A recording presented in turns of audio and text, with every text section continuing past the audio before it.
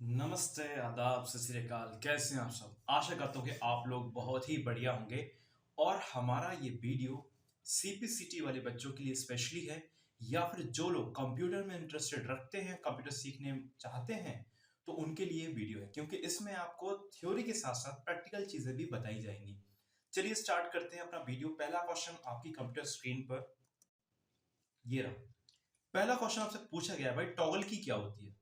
Toggle की, हाँ भाई, टॉगल की एक ऐसी की होती है जिसके माध्यम से आप, अगर आप उसको ऑन कर दोगे तो कुछ और फंक्शंस काम करेंगे, ऑफ कर दोगे तो कुछ और फंक्शंस काम करेंगे। तो जनरली कीबोर्ड में हमारी कौन कौन सी टगल की होती है, टगल की होती क्या है? तो चलिए हम देखते हैं। इसका जो सही आंसर है वो आपको टिक करना है। इसका मैं सही आंसर बता देता हूँ भाई। इसका सही आंसर है कैप्स लॉक। ठीक है, चलिए चलते हैं आप लोग नेक्स्ट स्लाइड पे। ये मैंने आपके लिए थोड़ा सा क्या रखा है कि आपको समझ में आ सके। टगल की के लिए हमें क्या क्या याद रखना है? कैप्स लॉक की याद रखना है, नम लॉक की याद रखना है, स्क्रॉल लॉक याद रखना है, और आपका अब इंसर्ट की भी टगल की के अंतर्गत आता है। आप कहोगे सर ऐसा? यस। चलिए देखते हैं इसको डिटेल में। देखिए प्यारे प्यारे बच्चों, अब हम लोग टगल की को थोड़ा सा प्रैक्टिकली समझेंगे कि सच में ऐसा होता है कि नहीं होता है। ये है नमलॉक की। नमलॉक की अभी प्रेस की गई है, तो इसमें अभी मैं कुछ भी लिखूंगा तो यहाँ पे देखिए नंबर्स वगैरह मैं लिख सकता हूँ। लेकिन जब आप कीबोर्ड में इसको आप प्रेस कर दोगे तो ये आपके नंबर जब आप टाइप करोगे ना कीबोर्ड में, तो नंबर टाइप नहीं होंगे। उसके यहाँ पे क्या टाइप होगा? जैसे आपके ये आ चुके हैं, आप होम, एरो की, यानी कि ये फंक्शंस काम करेंगे नंबर्स की जगह पे। अगर आपको नंबर्स यूज करना है तो नम लॉक यूज करना पड़ेगा। जैसे ही आप ऑन करते हो तो ये सारे नंबर्स काम करना स्टार्ट कर देते हैं।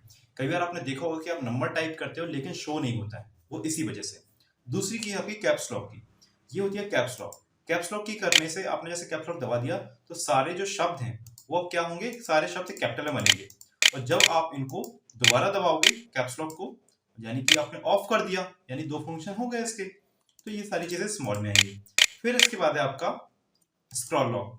स्क्रॉल लॉक क्या था कि भाई पहले जो होता था, मान के चलिए कि भाई बहुत टाइम पहले जब पुराने कंप्यूटर्स थे उनमें स्क्रॉल लॉक का यूज करते थे कि भाई कोई चीज को फिक्स करना है, उसके लिए हम लोग यूज करते थे और स्क्रॉल लॉक हटा भी देते थे। तो ये एक्सेल में हम लोग चाहे तो शो कर सकते हैं, मैं आपको दिखा सकता हूँ। तो इसके लिए मुझे एक्सेल ओपन करना पड़ेगा, तो मैं आपको जल्दी से एक्सेल ओपन करके दिखा देता हूँ।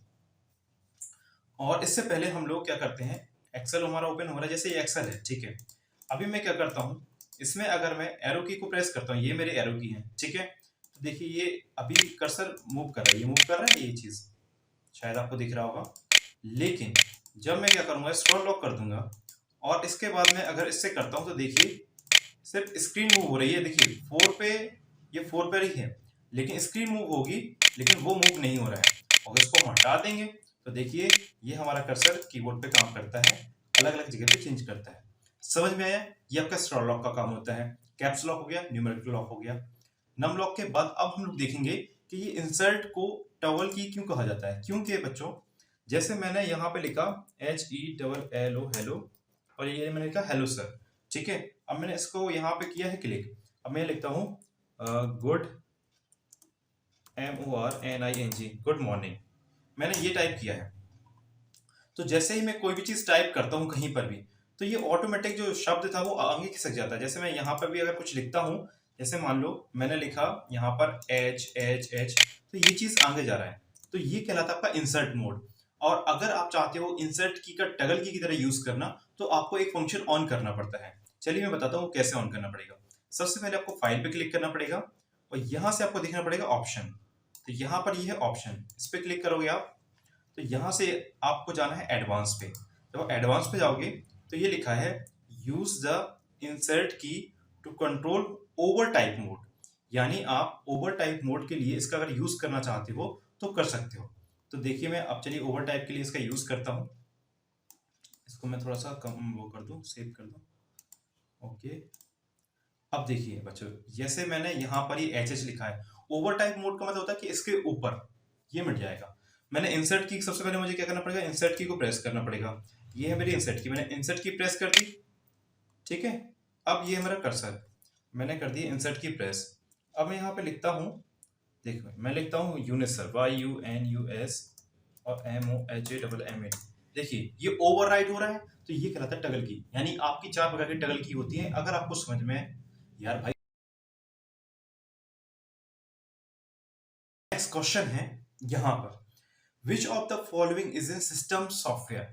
सिस्टम सॉफ्टवेयर क्या होता है मैं बता दूं, जैसे कोई घर का मालिक होता है वैसे ही आपको अगर कंप्यूटर की चीजों को मेंटेन करना है तो सारा काम करने वाला होता है ऑपरेटिंग सिस्टम।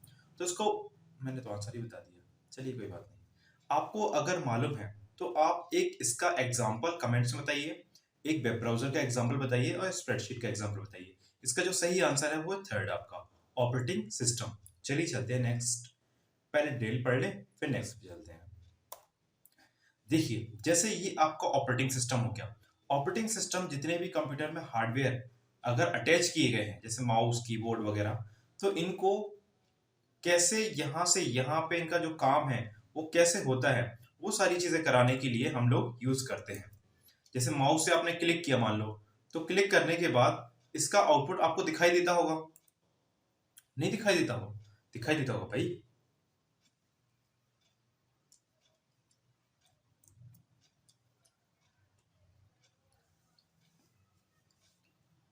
तो समझ लेते हैं आप ऑपरेटिंग सिस्टम की डिटेल को। देखिए जैसे ये प्रिंटर हो गया, ये ऑपरेटिंग सिस्टम है। प्रिंटर से क्या होगा, ये कनेक्ट किया गया है।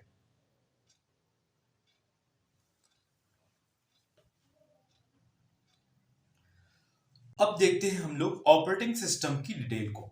ऑपरेटिंग सिस्टम में देखिए एग्जांपल में आपके सामने शो हो रहा है, ये मॉनिटर है, ये प्रिंटर है, ये माउस है, ये कीबोर्ड्स है और यहाँ पर एप्लीकेशंस, ये एप्लीकेशंस यानी सॉफ्टवेयर दिए गए।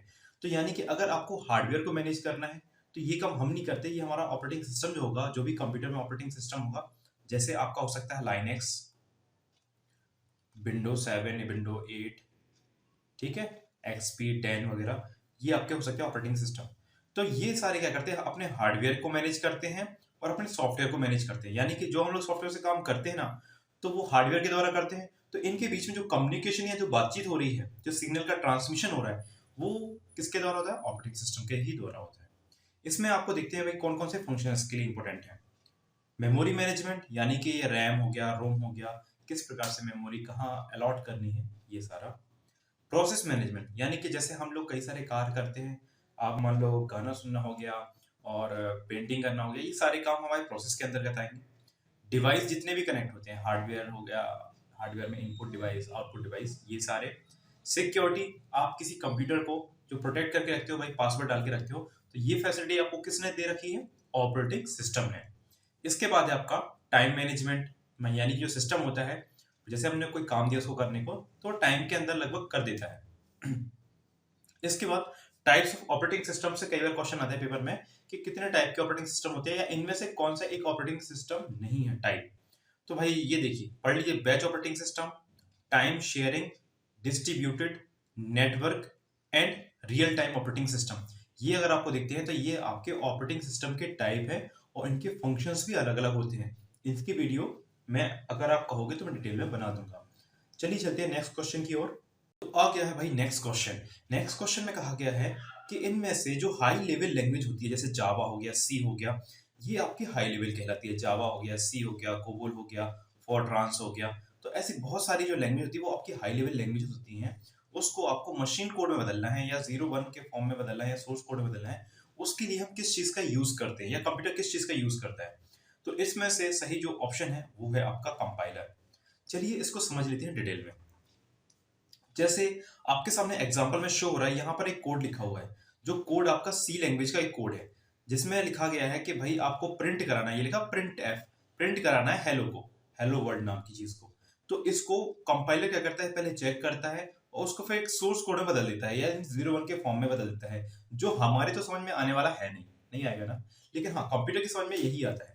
इसी प्रकार से आपको अगर क्वेश्चन घुमा के देता है तो कई बार इंटरप्रेटर के बारे में पूछ लेता है। ये भी क्या करता है, आपका हाई लेवल लैंग्वेज को आपका बाइनरी फॉर्म में कन्वर्ट करता है, लेकिन इसमें क्या होता है, ये सारे प्रोग्राम को एक साथ सोर्स कोड बदलता है, ये 1 बाय 1 लाइन को चेक करता है। ओके, चलिए चलते हैं नेक्स्ट क्वेश्चन की ओर। तो नेक्स्ट क्वेश्चन आ गया है, यूनिक्स ऑपरेटिंग जो सिस्टम होता है उसमें जो डायरेक्टरी होती है तो उनको मैनेज करने के लिए क्या कहा जाता है उनको, सिंपल सी बात ये है ऑर्गेनाइज को, तो वो कहलाता है फाइल सिस्टम, यानी कि ऑर्गेनाइज करना है आपको, तो उसका सही आंसर है फाइल सिस्टम। चलिए समझ लेते हैं फाइल सिस्टम होता कैसा है। जैसे मेन जो फोल्डर होता है वो रूट होता है, मैंने कल के पार्ट में बताया था कि रूट डायरेक्टरी भूला गया था। तो रूट ये देखिए यहाँ पर होता है रूट सबसे पहले, उसके बाद आपके अलग अलग चीजों में डिफाइन कर दिया जाता है। जैसे बिन फाइल है, ये आपका बिन हो गया, इसके अंदर आपके कमांड फाइल्स रहती हैं। अब कुछ लोगों के लिए ये एडवांस होगा क्योंकि उन्हें नहीं समझ में आ रहा होगा, पर कोई बात नहीं, समझ लोगे, धीरे धीरे पढ़ोगे ना मुझसे 100% पेपर कोई भी हो कंप्यूटर आएगा आपसे बनकर जाएगा। बस बादा रहा, बादा रहा। चलिए नेक्स्ट, जैसे डेव फाइल हो गया, डिवाइस के लिए हो गया। वेरिएबल डेटा फाइल्स होता है, यूजर की इंफॉर्मेशन के लिए यूजर होता है। ये आपके मान के चलो एक प्रकार के फोल्डर है। रूट फोल्डर के अंदर इतने सारे फोल्डर होते हैं जो मेन होते हैं। ये आपका ETC हो गया, कॉन्फ़िगरेशन हो गया, ये बिन हो गया, ये आपके होम हो गया, लाइब्रेरी हो गया। ठीक है, तो इस तरह के आपके कई सारे फोल्डर्स को एक वो सिस्टमेटिक ऑर्डर में अरेंज रखता है। तो ये आपका फाइल सिस्टम हो गया। चलिए चलते हैं नेक्स्ट क्वेश्चन की ओर। आ चुका है भाई नेक्स्ट क्वेश्चन। इसमें पूछा गया है कि जो विंडो हम लोग चलाते हैं 7, 10 वगैरह, या जो मैं भी चलाता हूँ, तो विंडो ऑपरेटिंग सिस्टम में आपको रिसाइकिल बिन तक पहुंचना है तो आपको कहाँ जाना पड़ेगा, कहाँ पर आपको ये मिलेगा। देखिए वैसे तो रिसाइकिल बिन दिखाई देता है इस प्रकार का, ये लिखा है रिसाइकिल बिन। तो रिसाइकिल बिन आपको मिलता है डेस्कटॉप में। मैं आपको प्रैक्टिकली भी बता सकता हूँ, बाकी मैं आपको कुछ चीजें बताना चाहता था। जैसे जहां पर आपको ये एरो लिखा दिखता है, इसको कहते हैं हम लोग शॉर्टकट। ठीक है, और ये होता है फोल्डर, और ये होता है आपका फाइल। ऐसी कई सारी फाइल होती है जिसमें इसका टाइप लिख रहा है .docx, यानी डॉक्यूमेंट्स फाइल। समझ में आया? चलिए चलते हैं नेक्स्ट क्वेश्चन की ओर। आशा करता हूं कि आज का वीडियो आपके लिए बहुत ही अच्छा रहा होगा। बहुत बहुत धन्यवाद जिन लोगों ने इस वीडियो को देखा, लाइक किया, सब्सक्राइब किया। Thank you so much.